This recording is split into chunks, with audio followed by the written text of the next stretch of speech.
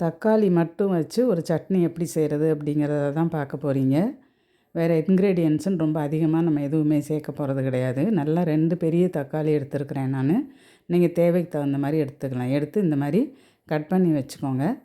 ஒரு பாத்திரத்தில் கொஞ்சமாக எண்ணெய் ஊற்றிட்டு இந்த தக்காளியை மட்டும் சேர்த்துக்கோங்க.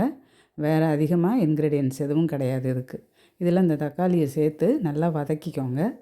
தேவையான அளவுக்கு இதில் நம்ம உப்பையும் சேர்த்து வதக்கிக்கலாம்.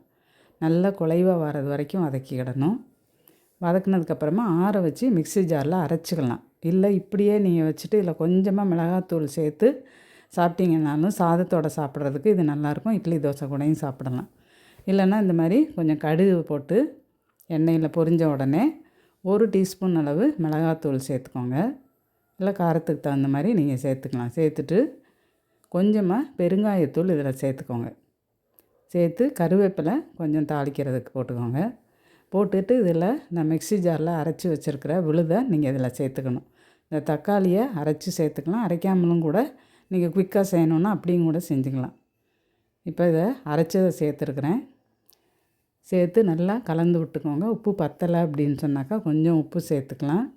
கடைசியாக வெறும் கருவேப்பிலையை மட்டும் 2 3 அப்படி கிள்ளி இது மாதிரி போட்டுருங்க. போட்டுட்டு இதை அப்படி இட்லியோடு சாப்பிடலாம், தோசை கூடயும் சாப்பிடலாம். ரொம்ப டேஸ்ட்டாக இருக்கும். 2 நாள் வச்சு கூட நீங்கள் சாப்பிடலாம்.